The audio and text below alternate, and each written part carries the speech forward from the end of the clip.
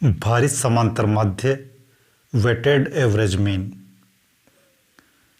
जब मूल्यों को उनके महत्व के अनुसार भार प्रदान किए जाएं और इन भारों का ध्यान रखते हुए समांतर माध्य की गणना की जाए तो ये कहलाएगा भारित समांतर माध्य।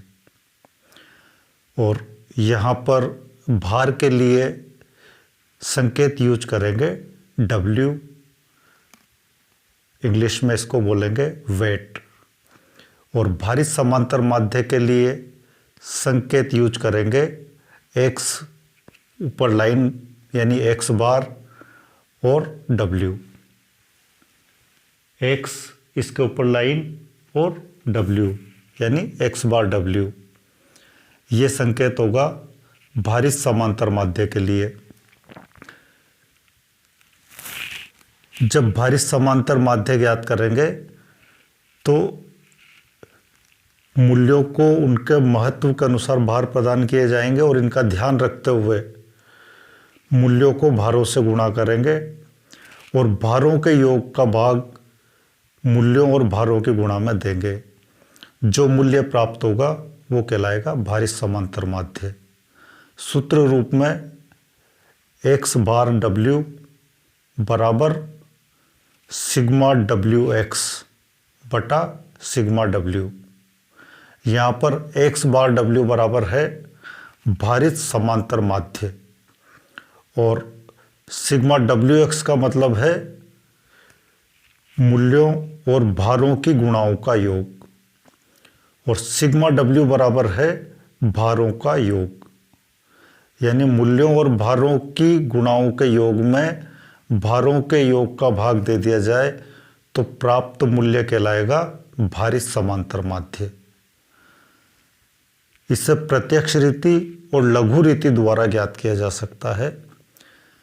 प्रत्यक्ष रीति में मूल्यों को उनके भारों से गुणा किया जाएगा और जो गुणनफल आएगा उसके लिए संकेत यूज करेंगे WX। इनका योग किया जाएगा यानी भारों और मूल्यों के गुणाओं के योग के लिए संकेत यूज करेंगे सिग्मा WX। इस मूल्यों और भारों के गुणाओं के योग में भारों के योग का भाग देंगे और जो प्राप्त होगा वो कहलाएगा भारित समांतर माध्य। सूत्र रूप में सिग्मा X बार W बराबर सिग्मा WX बटा सिग्मा W। यहाँ सिग्मा WX बराबर है भारों और मूल्यों के गुणाओं का योग, सिग्मा W बराबर है भारों का योग और X बार W बराबर है भारित समांतर माध्य। ये थी प्रत्यक्ष रीति। और लघु रीति में भारित समांतर माध्य ज्ञात करने के लिए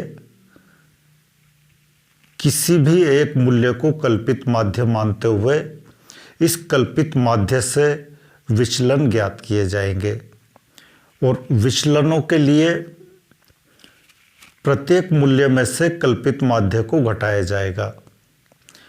मूल्य माइनस कल्पित माध्य बराबर विचलन। मूल्य के लिए संकेत X, कल्पित माध्य के लिए संकेत A। कल्पित माध्य को इंग्लिश में बोलेंगे एज्यूम्ड मीन, मूल्य को इंग्लिश में बोलेंगे वैल्यू। वैल्यू के लिए या मूल्य के लिए संकेत X और कल्पित माध्य या एज्यूम्ड मीन के लिए संकेत A और X माइनस A यानी मूल्य माइनस कल्पित माध्य बराबर होगा विचलन और विचलन के लिए संकेत होगा DX और विचलन को इंग्लिश में बोलेंगे डेविएशन। यानी डेविएशन बराबर मूल्य माइनस कल्पित माध्य या संकेत के रूप में DX बराबर X माइनस A। मूल्यों के विचलन ज्ञात करने के बाद इन विचलनों को भारों से गुणा करेंगे यानी DX W। मूल्यों और भारों के गुणाओं के लिए संकेत यूज हो जाएगा WDX। मूल्यों और भारों के गुणाओं का योग किया जाएगा और इसके लिए संकेत यूज हो जाएगा सिग्मा डब्ल्यू डी एक्स।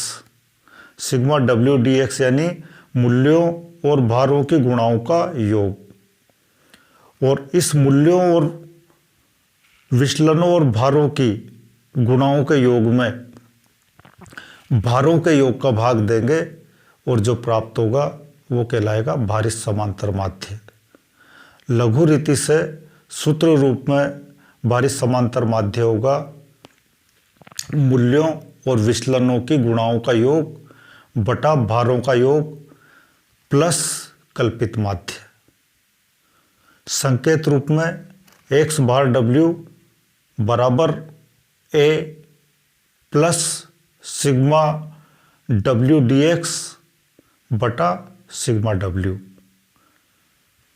यहाँ सिग्मा w dx बराबर है विचलनों और भारों की गुणाओं का योग।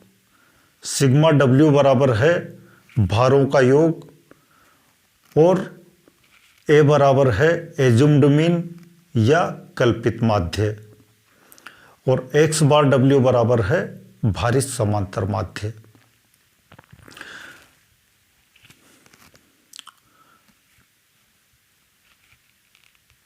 भारित समांतर माध्य को प्रत्यक्ष और लघु रीति दोनों से अलग अलग तरीके से ज्ञात कर लिया जाएगा।